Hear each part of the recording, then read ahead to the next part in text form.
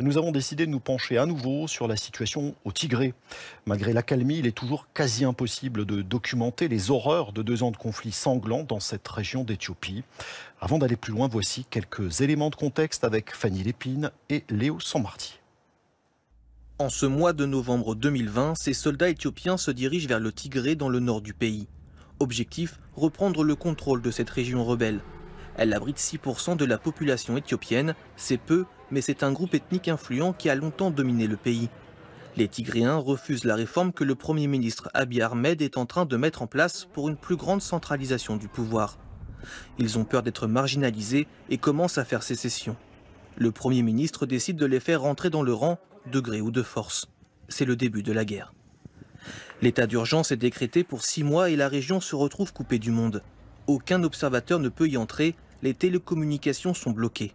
Abiy Ahmed est alors auréolé de son prix Nobel de la paix, obtenu en 2019, pour avoir mis fin au conflit avec l'Érythrée voisin.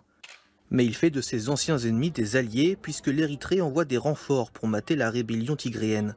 Et des milices se joignent également à l'armée. En face, le Front de libération du peuple du Tigré résiste et la guerre s'enlise.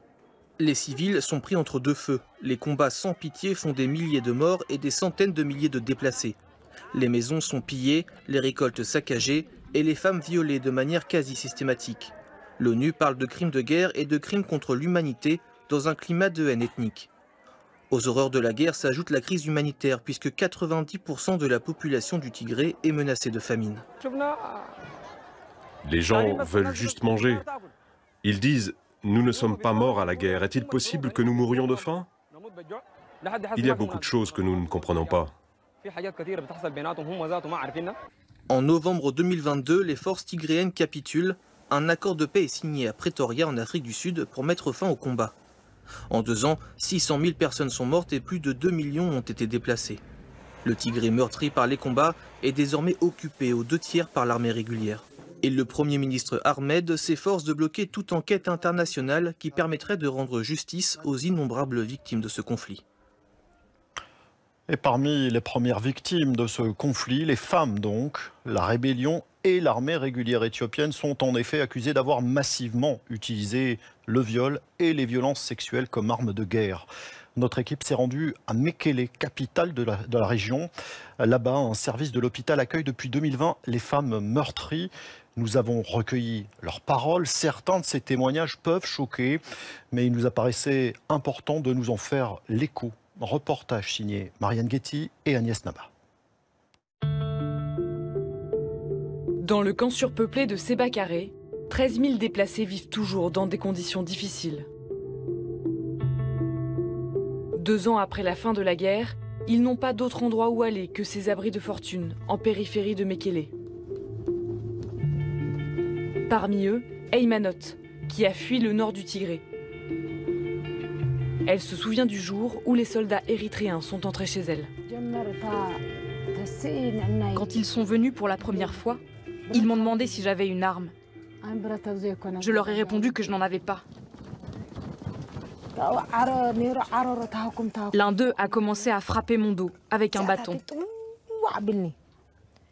Il a dit à tout le monde de sortir et il m'a violée. Ensuite, un autre homme est venu et il m'a violée lui aussi. Quand on m'a emmenée à l'hôpital, les docteurs étaient choqués. Ils n'avaient jamais vu ça. Je n'étais plus qu'une plaie ouverte. Pour toutes ces victimes, c'est la double peine. En plus d'être physiquement abîmées, les femmes comme Eymanot sont aussi stigmatisées. Le seul endroit où elles sont accueillies, c'est l'hôpital Haider de Mekele. Ici, elles peuvent venir anonymement consulter différents spécialistes. Moulou Mesfin a entendu des milliers d'histoires comme celle-ci. Dans une annexe de l'établissement, à l'abri des regards, cette infirmière accueille les femmes victimes de violences sexuelles. Quand est-ce que ça t'est arrivé? Il y a 2 ans. Rarement dans un conflit, le viol des femmes n'a été utilisé à cette échelle, comme une arme de guerre. Les victimes ont commencé à affluer dès 2020. Et aujourd'hui, presque 2 ans après l'accord de paix, Moulou continue d'en recevoir des dizaines chaque jour. Les violences dont les femmes ont été victimes ces 3 dernières années sont dévastatrices. Certaines étaient captives dans des camps militaires pendant plusieurs mois. Elles ne savent même pas par combien d'hommes elles ont été violées. Ces agressions n'ont épargné aucune femme, quel que soit leur âge ou leur religion. Le seul fait d'être tigréenne faisait d'elles des cibles. Une étude de l'université de Mekele, réalisée sur les 8 premiers mois du conflit, a évalué le nombre de victimes à 120 000, soit près d'une femme sur 10. Mais pour le directeur de l'hôpital Haider, ces chiffres sont bien en dessous de la réalité. On s'attend à un nombre encore plus important de victimes. Cette étude a été réalisée avant la fin de la guerre. Il y a aussi des zones qui sont encore occupées aujourd'hui. Elles ne sont donc pas incluses dans l'étude. Et puis il y a l'Omerta. Toutes ces victimes qui mettent des mois et des années à oser pousser la porte de l'hôpital. Elles se décident quand la douleur devient insupportable. Tu m'as dit que tu ne pouvais pas t'asseoir? Qu'est-ce qui t'est arrivé? Raconte-moi ce qui ne va pas. C'est parce que j'ai mal. On a trouvé des douilles et des lames de rasoir dans mon corps. Les médecins me les ont retirées. Le cas de cette patiente n'est pas isolé. Moulou et ses équipes ont commencé à collecter les objets retrouvés dans le corps des femmes.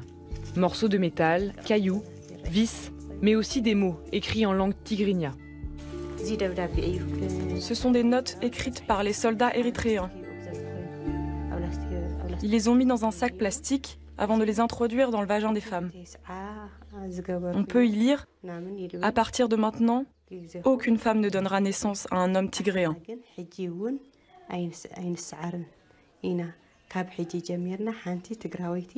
Ces notes montrent clairement qu'ils voulaient mettre fin au peuple tigréen. Collecter ces traces de la barbarie des hommes, c'est le seul moyen d'obtenir justice un jour. De prouver qu'au Tigré, une politique de destruction délibérée du corps des femmes a été mise en œuvre. Il s'agit de montrer au monde ce qui se passe ici. Un jour, justice sera rendue. Alors la guérison sera complète et le processus de réconciliation sera possible à ce moment-là.